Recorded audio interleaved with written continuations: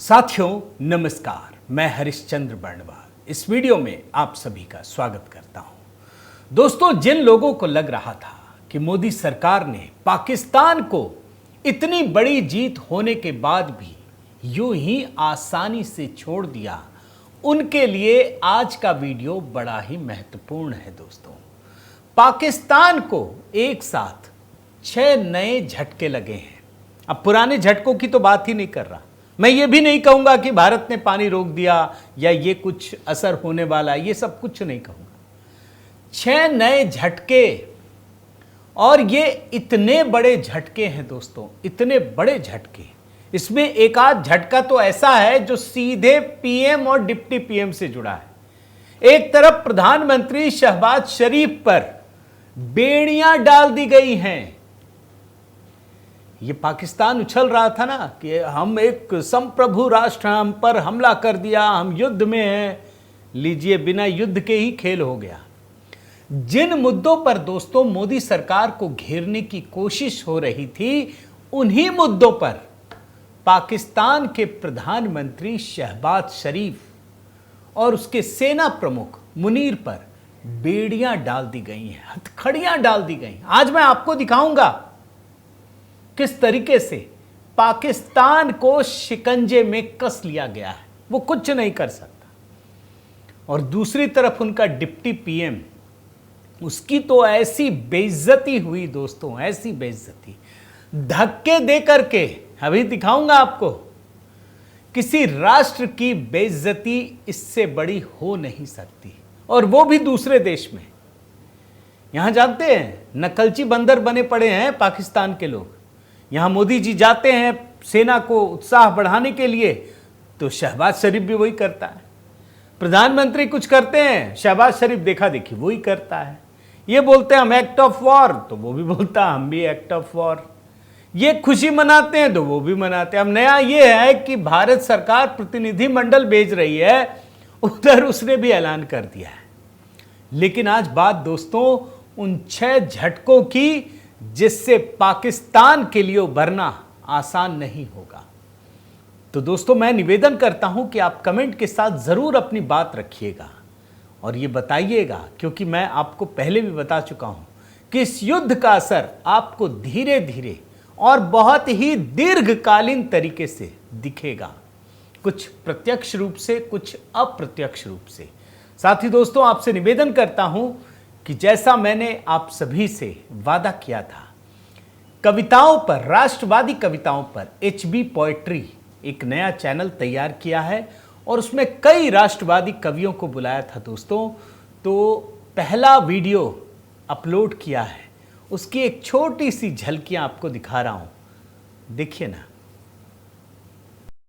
सिंदूरी बारूद की बारिश, सिंदूरी बारूद की बारिश कर दी हिंदुस्तान ने, सिंदूरी बारूद की बारिश कर दी हिंदुस्तान ने, पिट करके भी जश्न मनाया मूर्ख पाकिस्तान ने, पिट करके भी जश्न मनाया मूर्ख पाकिस्तान ने। जल तो ये झलकियां हैं दोस्तों HB पोएट्री के। इस गीत को जरूर देखिएगा, वहां कमेंट कीजिएगा कोई भी सुझाव हो, या अगर आप में से कोई भी हमारे मंच पर राष्ट्रवादी कविताओं, सनातन संस्कृति से जुड़ी कविताओं को लेकर आना चाहता है, तो आप सभी का स्वागत है। मेरा मेल आईडी भी है दोस्तों और व्हाट्सएप नंबर भी है। कॉल मत कीजिएगा, कोई फ़ायदा नहीं है, मैसेज कीजिएगा, मैसेज का जवाब ज़रूर दूंगा। तो आइए, HB पोएट्री में भी जुड़िए और HB मेलोडी में दोस्तों आप जानते हैं इस हफ्ते और भी एक नया धारदार गीत तैयार कर रहा हूं, उससे भी जुड़िएगा, अपना प्रेम बनाए रखिएगा दोस्तों। आइए दिखाता हूं आपको पहला झटका।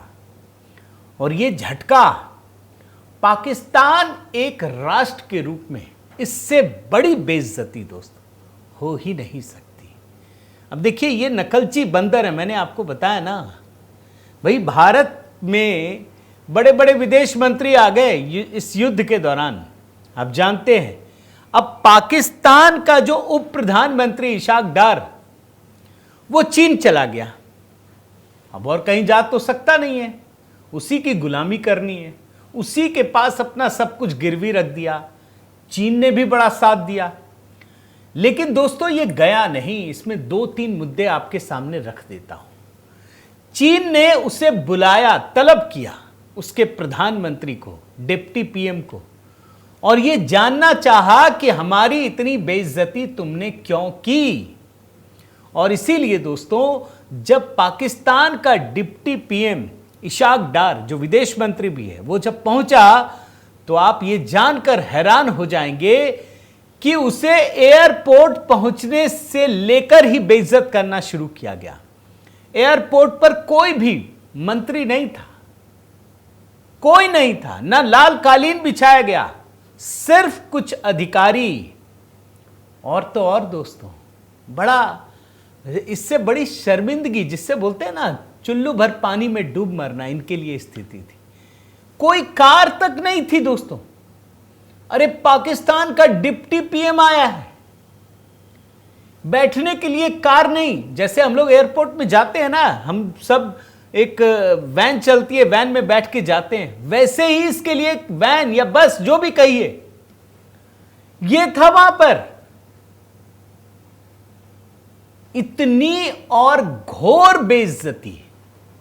मैं अभी इसका वीडियो आपको दिखाऊंगा, लेकिन पहले आपको बता देता हूं कि आखिर चीन में इतनी बेरुखी क्यों, क्यों पाकिस्तान के डिप्टी पीएम को बुला करके इस तरीके से बेइज्जत किया गया, ये जानना जरूरी है दोस्तों। उसकी 2 वजह हैं, मैं आपको बता देता हूं। पहली वजह, भाई पाकिस्तान ने तो सारा हथियार चीन का ही इस्तेमाल किया, उसकी मिसाइलें, उसका एयर डिफेंस सिस्टम, सब कुछ। अब देखिए एक बात आपको बताता हूं दोस्तों, हथियार महत्वपूर्ण नहीं होता, जज्बा महत्वपूर्ण होता है। भाई जब आप याद कीजिए एयर स्ट्राइक भारत ने किया था, उस समय तो पाकिस्तान के पास F-16 विमान था, भारत के पास तो राफेल था नहीं। लेकिन भारत के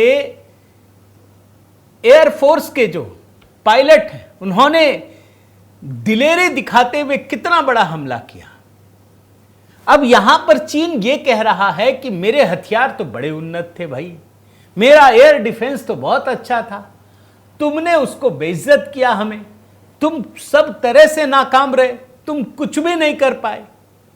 तो चीन को इस बात का मलाल है कि भारत से युद्ध होकर पाकिस्तान को लॉस हुआ सो हुआ, लेकिन चीन को भारी लॉस हो गया। अब विश्व बाजार में चीन के हथियारों की बिक्री पर भारी असर पड़ रहा है।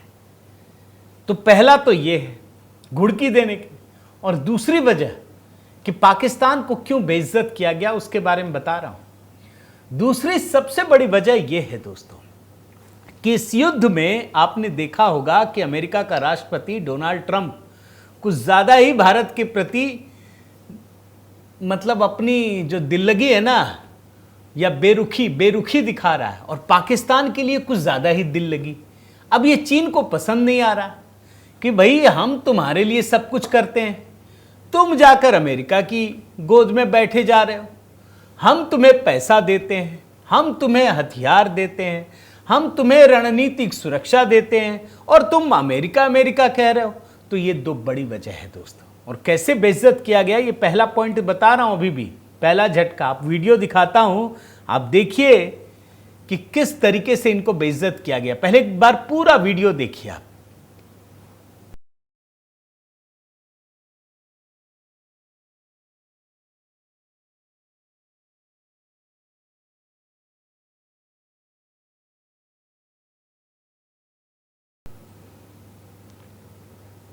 वीडियो आपने देखा दोस्तों, इसके आखिरी हिस्से को मैं बोलता हूं और आप देखिए बड़े ध्यान से आखिरी हिस्से को। जब इशाक डार पहुंचता है ना, तो कोई बड़ा आदमी नहीं है चीन का, और जब उसे उसका आदमी बोलता है कि तू सामने चल, तो इधर उधर देखता है।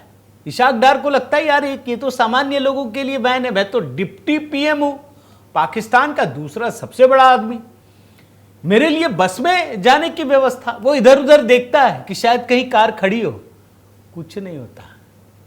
कार खड़ी तो रहती है लेकिन इसके लिए नहीं रहती, इसको बोलता है तू बस में बैठ। अगर ये कुछ आनाकानी करता ना दोस्तों, तो धक्का देकर अंदर घुसेड़ देते ये लोग। इतना गुस्सा चीन में है। तो ये तो सबसे बड़ा झटका कि जिसकी गोद में बैठा था पाकिस्तान, उसी ने उसको घोर बेइज्जत किया। अब आइए दूसरे झटके पर, और दूसरा झटका कितना बड़ा है अगर सही मायने में समझिए दोस्तों, तो पाकिस्तान ने अपनी सोवरेनिटी, अपनी संप्रभुता गिरवी रख दी। पाकिस्तान के प्रधानमंत्री के गले में बेड़ियां डाल दी गई हैं। अभी हम लोग देख रहे थे और हम एक बहुत बड़ा झटका मान रहे थे कि देखो IMF ने इसको पैसे दे दिए। हालांकि इसको झटका ही कहा जाएगा दोस्तों, मैं मानता हूं ईमानदारी से कि अगर उसको पैसे दिए गए, और एक बार नहीं, एक हफ्ते में 2 बार दिया गया जब युद्ध चल रहा था। एक बार $1 बिलियन का, और ठीक हफ्ते भर के भीतर एक्सटेंडेड फंड फैसिलिटी कार्यक्रम के तहत इंटरनेशनल मॉनेटरी फंड ने $760 मिलियन का दूसरा किस्त भी दे दिया। लेकिन उससे पहले क्या हुआ ये समझ लीजिए कि दूसरी किस्त देने से पहले पाकिस्तान पर 11 नई शर्तें थोप दी हैं। ये करोगे तब पैसे मिलेंगे, और पहले से 39 शर्तें और थी, यानी कुल मिलाकर 50 शर्तें हैं कि अगर तुम ये करोगे तब ही पैसा मिलेगा, और अगर ये शर्तें पूरी नहीं होंगी तो तुमको पैसा नहीं मिलेगा। अब ये शर्तें भी जानना जरूरी है। इसमें जानते हैं दोस्तों, संप्रभुता गिरवी रख दी। ये बेड़ियां हैं भाई। कोई सरकार बनती है चुनाव जीतने के बाद तो बजट बनाती है, ये बनाती है, तो स्वतंत्र फैसला होता है। यहां स्वतंत्र फैसला नहीं है। IMF ने कहा है कि पैसे तभी मिलेंगे भाई, और क्या शर्तें आप देखिए। बोला कि 17,600 अरब रुपए का नया बजट पहले संसद में मंजूर करो। यानी बजट जो है वो पाकिस्तान का हुक्मरान शाहबाज नहीं बनाएगा, असीम मुनीर नहीं बनाएगा, वो IMF बना रहा है कि 17,600 अरब रुपए का पहले संसद में मंजूरी दो तभी पैसा मिलेगा। इसके अलावा खेती से जो आमदनी होती है, खेती से आमदनी पर भारत में भी टैक्स नहीं लगता, कहीं नहीं लगता। बोला आप टैक्स लगाओ, पैसा चाहिए तो। यानी ये पाकिस्तान का शाहबाज शरीफ तय नहीं करेगा, ये IMF तय करेगा कि कहां टैक्स लगाना है। भाई आज मोदी जी को मन करता है तो 12 लाख के इनकम टैक्स पे छूट दे दिया उन्होंने, वहां नहीं चलेगा, पूछना पड़ेगा IMF से, साहब कितने पे टैक्स लगाएं। अब लगाएं छोड़ें ये तो छोड़ दीजिए, वो बोल रहे हैं यहां लगाओ, पहले खेती पे टैक्स लगाओ, पहले संसद से पारित करो। गवर्नेंस एक्शन प्लान लाओ, क्या करोगे? रियल परचेजिंग पावर को मेंटेन रखो। वित्तीय क्षेत्र की रणनीति 2027 में क्या होगी? और तो और सुनिए, बिजली की दरें ये IMF बता रहा है कि इतना नहीं इतना रखो, बढ़ाओ पैसे, आम आदमी का खून चूस लो, ये कह रहा है वो। हमें झटका लग रहा था ना दोस्तों। और ये सब किस संदर्भ में हो रहा आपको बता दूं, ये जो भारत पाकिस्तान का युद्ध हुआ ना, भारत ने तो दिखाया, विरोध किया, कहा इंटरनेशनल बिरादरी से कि तुम पैसे देते हो यार आतंकवाद के नाम पर। IMF ने इस मुद्दे को उठाया, उसे पता है कि ये पैसा इधर लगाएगा, उधर से डाइवर्ट करने के लिए ये सब कहा गया कि पहले तुम बिजली की नई दरें तय करो, गैस दरें जो गैस दी जाती है ना उसके दरें तय करो, कैप्टिव पावर लेवी लगाओ, डेट सर्विस सरचार्ज लगाओ, विशेष प्रौद्योगिकी क्षेत्र के लिए प्रोत्साहन पैकेज खत्म करो, और सेकेंड हैंड कारों की आयात सीमा हटाओ। लीजिए, माने कचरा भरने के लिए, वैसे ही पाकिस्तान के लोग कचरे से भरे हैं, कचरा दिमाग है, अब ये बोल रहे हैं कि सेकेंड हैंड कारों से ही पूरा पाकिस्तान भर दो, जो इधर उधर से बचेगा सेकेंड हैंड सब भर दो।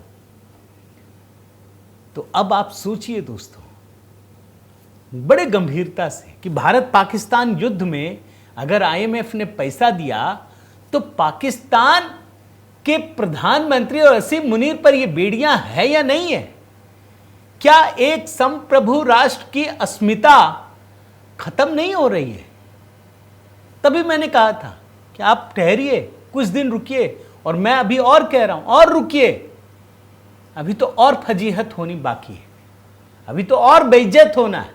तो ये दूसरा बड़ा झटका। तीसरा झटका दोस्तों, भारत सरकार ने या भारतीय सेना ने अपनी कार्रवाई, जो प्रत्यक्ष कार्रवाई है कि एकदम मिसाइल छोड़ा, ब्रह्मोस सड़क से वहां लग गया, वो तो बंद कर दिया। लेकिन जो अज्ञात मैन है वो तो काम कर ही रहा है ना। अब देखिए कितना बड़ा आतंकी दोस्तों, लश्कर ए तैयबा का शीर्ष आतंकवादी सैफुल्लाह खालिद, सिंध प्रांत में हत्या हो गई। मारा किसने? अज्ञात हमलावर ने। मैं तो निश्चित रूप से कहूंगा, बल्कि बाकी लोगों को भी देख रहा था, आप बल्कि कमेंट भी कीजिएगा दोस्तों, इस अज्ञात हमलावर को भारत सरकार को भारत रत्न देना चाहिए। वो कौन सा अज्ञात हमलावर है जिसने दर्जनों, कम से कम 2 दर्जन आतंकवादियों को ढेर कर दिया? और आपको बताऊं दोस्तों, सैफुल्लाह जब ये हमले हो रहे थे ना, भारत सरकार ने भी हमला किया, तो लश्कर या जितने भी आतंकवादी संगठन हैं उसके सरगनाओं को पाकिस्तान की सेना और सरकार ने कहा कि बाहर मत निकलो भाई। ये निकल पड़ा, ढेर हो गया। और सैफुल्लाह कौन है ये भी आप समझ लीजिए। भारत में 3 बड़े आतंकवादी हमलों का मुख्य साजिश करता है। कौन कौन है मैं बताता हूं। रामपुर में दोस्तों 2001 में सीआरपीएफ कैंप पर हमला हुआ था, उसका मुख्य आरोपी, मुख्य साजिश करता। दूसरा बेंगलुरु में 2005 में भारतीय विज्ञान कांग्रेस पर हमला, मुख्य साजिश करता सैफुल्लाह। और तीसरा नागपुर में आरएसएस के मुख्यालय पर 2006 में हमला, मुख्य साजिश करता सैफुल्लाह। और सैफुल्लाह पाकिस्तानी सेना का कितना प्रिय था, कितना बड़ा दामाद था, इसका भी दिख गया दोस्तों नमूना। जब उसकी मौत हुई तो उसके जनाजे में उसके लाश को पाकिस्तानी झंडे में लपेटा गया। आतंकवादियों ने तो नमाज जनाजा पढ़ा, सारे सेना के, जो पाकिस्तानी सेना के लोग हैं वो भी उसमें शामिल हुए। और इसके बारे में एक और जानकारी आपको बता दूं दोस्तों कि सैफुल्लाह नेपाल में कई वर्षों तक विनोद कुमार के नकली नाम से रहा, फर्जी पहचान पत्र बनाए, और ये लश्कर ए तैयबा को आगे बढ़ाने में इसकी बहुत बड़ी भूमिका थी। अज्ञात हमलावर ने उसको निपटा दिया। अब यह अज्ञात हमलावर भारत सरकार का तो गजब का एक अभियान है, ये तो चलते रहना चाहिए। तो ये तीसरा झटका है दोस्तों। चौथा झटका, अब भारत ने पाकिस्तान को क्रिकेट में पूरी तरह से अलग थलग करने का फैसला कर लिया है और इसकी पहली रणनीति शुरू कर दी। पहली रणनीति यह है दोस्तों कि भारत ने तय कर लिया कि अब वो एशियन क्रिकेट नहीं खेलेगा। भारतीय क्रिकेट कंट्रोल बोर्ड ने एशियन क्रिकेट काउंसिल को बताया कि वो आगामी मेंस एशिया कप 2025 में न जाएगा, न मेजबानी करेगा, कुछ नहीं करेगा। जो women's emerging teams Asia cup है उसमें भी भाग नहीं लेगा। अगले महीने श्रीलंका में होना है दोस्तों। और ये क्यों बहुत बड़ी खबर है, इस बात को समझिए कि जो क्रिकेट का खेल होता है ना दोस्तों, उसमें भारत बीसीसीआई ही सबसे बड़ा भागीदार है। जैसे आईएमएफ में अमेरिका सबसे बड़ा भागीदार है, इसलिए आईएमएफ ने पैसा दे दिया, अमेरिका ने रोका नहीं। वैसे ही क्रिकेट काउंसिल में, आईसीसी में भारत सबसे बड़ा दान करता है, इसकी हिस्सेदारी सबसे अधिक है। अगर भारत ही नहीं होगा तो कोई टूर्नामेंट अच्छा बनेगा ही नहीं। और इतना ही नहीं, मैं आपको एक और आंकड़ा देता हूं दोस्तों कि अगर भारत पाकिस्तान आपस में खेलता है तो पाकिस्तान क्रिकेट बोर्ड को हर साइकिल, प्रति साइकिल 20 से 26 मिलियन डॉलर यानी 165 से 220 करोड़ रुपए मिलते हैं। और पूरी दुनिया में जो सबसे अधिक कमाई होती है क्रिकेट में, वो इसी मैच में पाकिस्तान को होती है। भारत ने तय कर दिया हम नहीं खेलेंगे इसके साथ, और इसीलिए हम बाहर जा रहे हैं। या तो ये बाहर होगा तब खेलेंगे। अब बाकी देश क्या करेंगे दोस्तों, आप खुद सोचिए। पैसा चाहिए तो भारत को बोलेंगे आ जाइए, नहीं चाहिए कोई बात नहीं, आप खेलिए, हम नहीं खेलेंगे आपके साथ। तो ये बहुत बड़ा झटका और चौथा झटका भिखारी पाकिस्तान के लिए।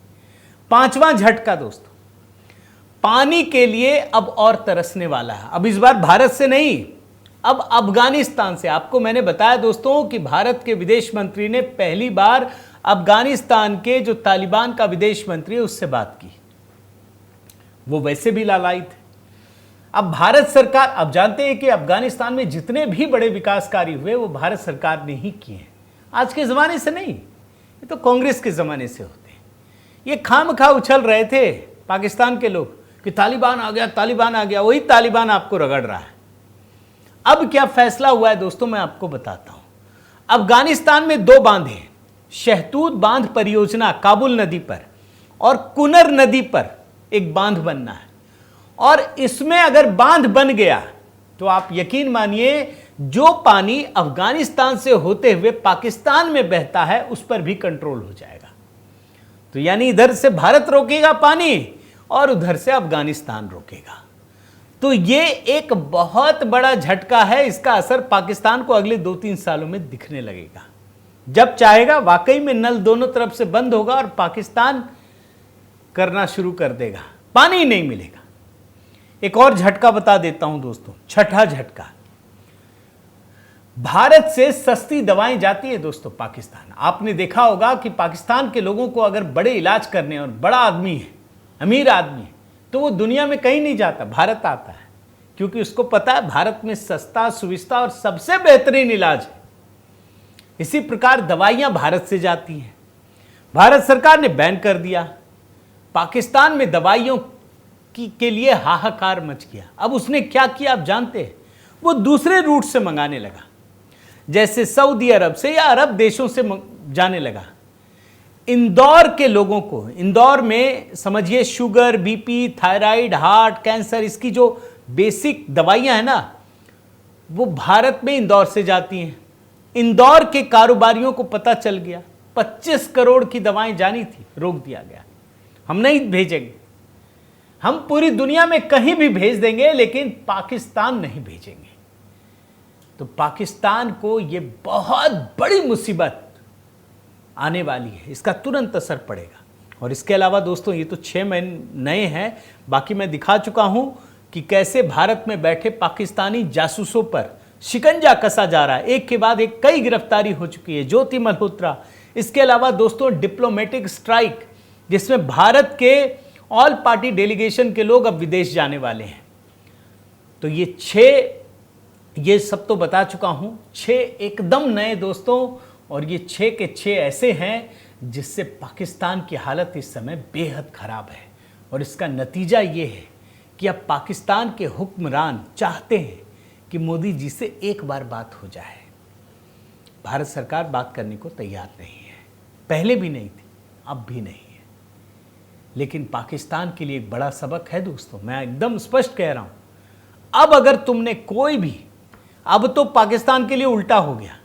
अगर भारत में आतंकवादी हमला होना भी होगा ना, तो ये पाकिस्तानी लोग सोचेंगे यार मत करो, वरना वैसे ही भिखारी हो चुके हैं, अब दिवालिया भी हो जाएंगे किसी भी समय। तो मोदी जी की रणनीति पर विश्वास कीजिए दोस्तों। मैं तो यही कहूँगा कि कुछ समय और दीजिए, आपको 2-4 साल में दिखेगा कि पाकिस्तान कैसे खुद की तबाही लिखने को बेबस है और भारत सरकार के आगे, मोदी जी के आगे घुटनों के बल पर माफ़ी मांगने को तैयार हो गया है। आपकी क्या प्रतिक्रिया है दोस्तों, ज़रूर बताइएगा। आपसे निवेदन करता हूं कि इस चैनल को अगर सब्सक्राइब नहीं किया है तो ज़रूर कीजिए, लाइक कीजिए, कमेंट कीजिए, बेल आइकन दबाइए। और हाँ दोस्तों, HB मेलोडी पर एक बिल्कुल नया गीत तैयार कर रहा हूं, वो भी राष्ट्रवाद से जुड़ा है। ज़रूर बने रहिए, जुड़े रहिए और उस चैनल को भी सब्सक्राइब कीजिए। बहुत बहुत धन्यवाद। जय सिया राम।